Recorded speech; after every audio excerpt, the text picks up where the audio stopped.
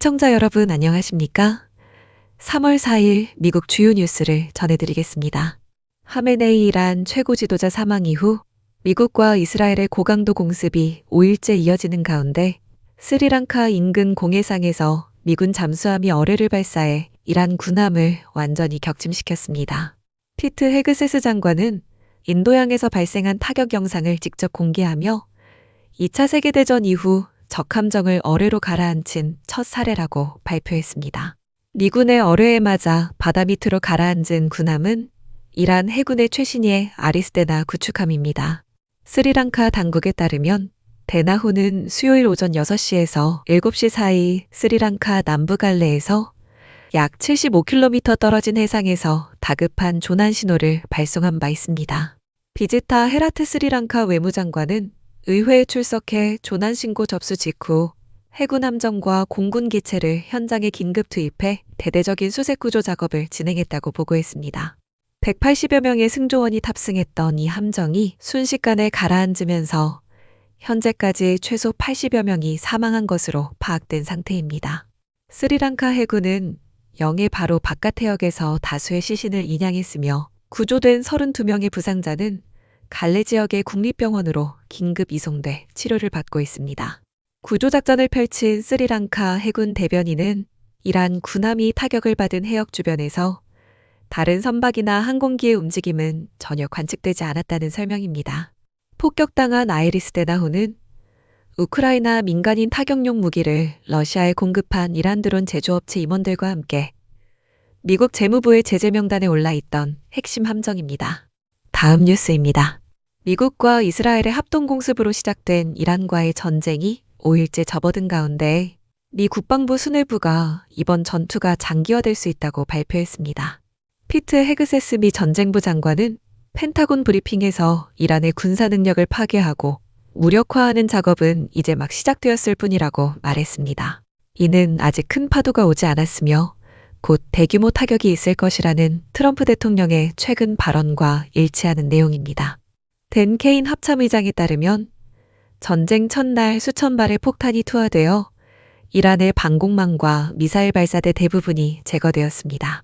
그 결과 이란의 탄도미사일 발사는 전쟁 첫날에 비해 23% 감소했고 일방향 공격 드론 발사는 73% 줄어들었습니다.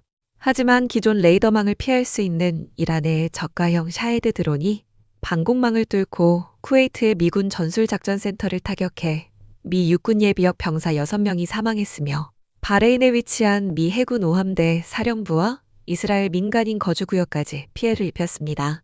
이에 따라 미군은 이란 내륙 깊숙한 곳으로 타격 범위를 넓혀 미군의 작전 반경을 추가로 확보할 계획입니다. 이미 미국의 작전 지역은 중동을 넘어 확장되었으며 헤그세스 장관은 오늘 추가로 도착하는 미군 폭격기와 전투기들이 지하에 숨겨진 이란의 무기보관소와 핵시설을 겨냥해 최대 2000파운드급의 정밀 유도 폭탄을 투하하게 될 것이라고 덧붙였습니다. 이와 함께 의회 일각에서 제기된 정밀 타격 무기 재고 부족 우려에 대해서는 사실이 아니라고 부인했습니다. 그는 미국이 무제한에 가까운 무기 비축량을 보유하고 있다는 트럼프 대통령의 발언을 인용하며 무기 공급에 문제가 없다고 답변했습니다. 다음 뉴스입니다. 미 남부사령부가 에콰도르 영토 내에 지정된 테러 조직을 겨냥하여 에콰도르군과 합동 군사작전을 개시했다고 발표했습니다. 세부적인 작전 내용은 공개되지 않았으나 중남미 지역의 마약 밀매 조직을 타격해온 트럼프 대통령의 대마약 군사행보의 연장선으로 파악됩니다. 프랜시스 도너번 미 남부사령관은 마약 테러리스트들에 맞서 계속된 작전을 펼치며 결단력을 보여준 에콰도르군의 헌신에 찬사를 보냈습니다. 트럼프 대통령은 취임 이후 남반구에서 유입되는 마약의 흐름을 차단하기 위해 공세적인 행보를 이어왔으며 카리브해와 태평양 일대에서 밀수 선박을 상대로 타격을 가해 150명 이상을 사살한 바 있습니다. 지난 1월에는 니콜라스 마두로 베네수엘라 대통령을 마약 밀매 혐의로 뉴욕 법정에 세우기 위해 미군이 베네수엘라에 진입해 체포작전을 수행하기도 했습니다. 작전 대상국인 에콰도르는 최근 몇 년간 치안 상황이 급격히 악화되며 남미 코카인 밀매의 주요 거점으로 변모한 상태입니다. 2024년 1월 무장갱단이 생방송 중인 방송국에 난입해 인질극을 벌이는 사건이 발생하자 다니엘 노보아 에콰도르 대통령은 국가 비상사태를 선포하고 갱단과의 내부 무력 충돌을 감수하며 국가 안정화를 시도하고 있습니다. 노보아 대통령은 치안 통제를 위한 미국의 지원을 확보하기 위해 트럼프 대통령의 두 번째 취임식에 직접 참석하는 등 지속적으로 미국 측에 협력을 요청해 왔습니다.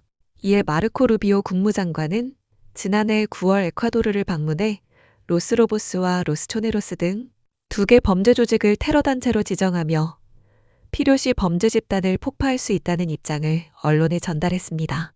그동안 미국은 해안경비대를 통해 에콰도르 연안에서 코카인 선적을 차단하는 이른바 패시픽 바이퍼 작전을 수행해 왔으나 에콰도르 내부에서 군사작전을 공개적으로 진행한 것은 이번이 처음입니다.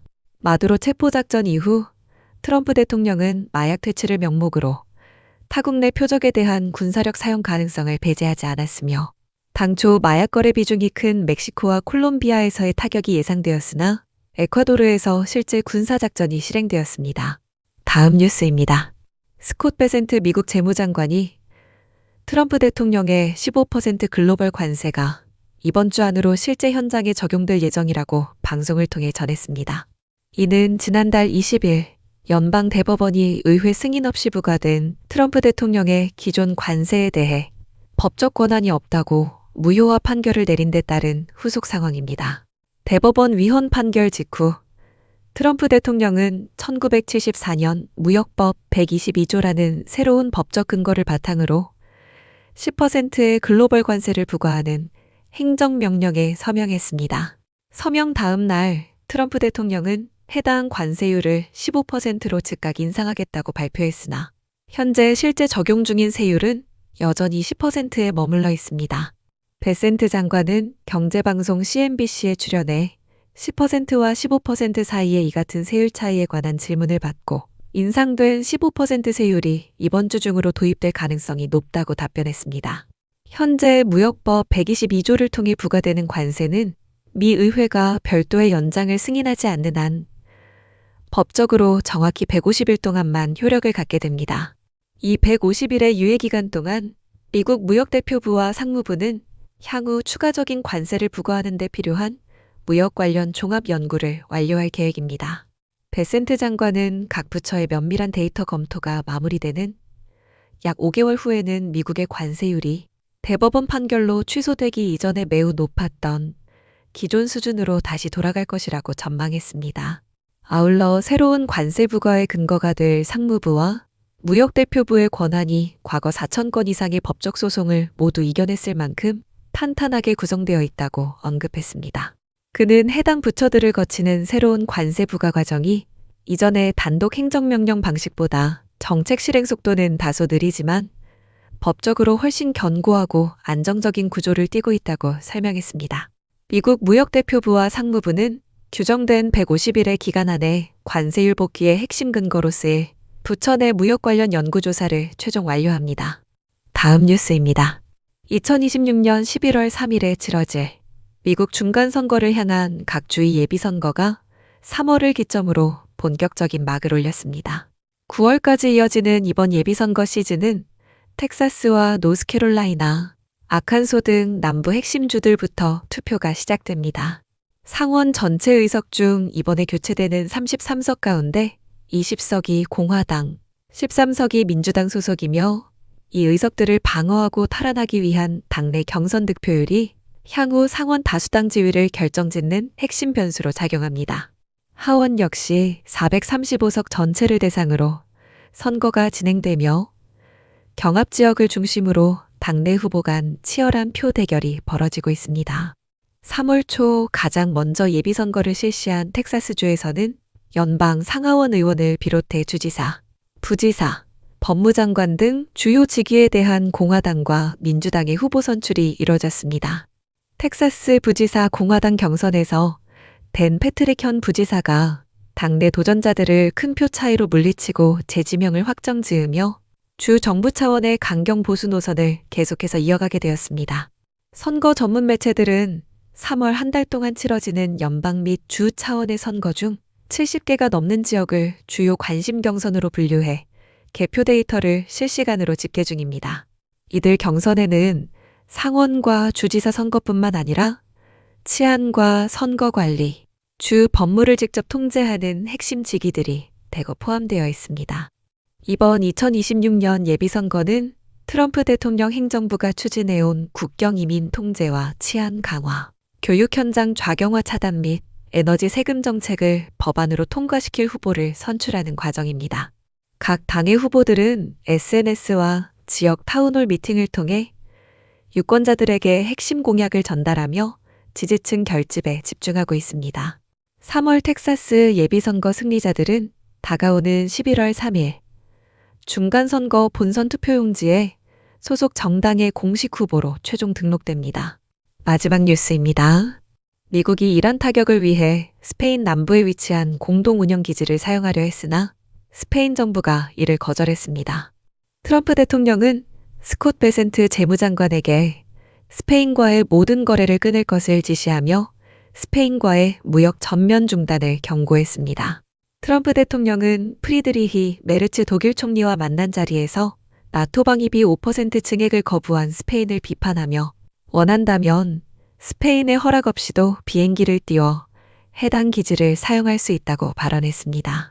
이와 함께 자국 내 기지 사용을 불허한 키어 스타머 영국 총리를 향해서도 윈스턴 처칠이 아니라고 비난했습니다. 페드로 산체스 스페인 총리는 누군가의 보복이 두려워 세계의 해로운 일에 동조할 수 없다며 미국의 요구를 수용하지 않겠다는 뜻을 내비쳤습니다.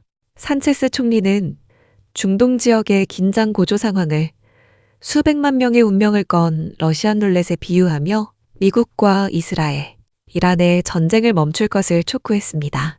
그는 2003년 이라크 침공 당시를 예로 들며 이번 갈등이 수많은 사상자를 내고 전 세계적인 경제적 타격을 입히는 장기전이 될 가능성을 제기했습니다.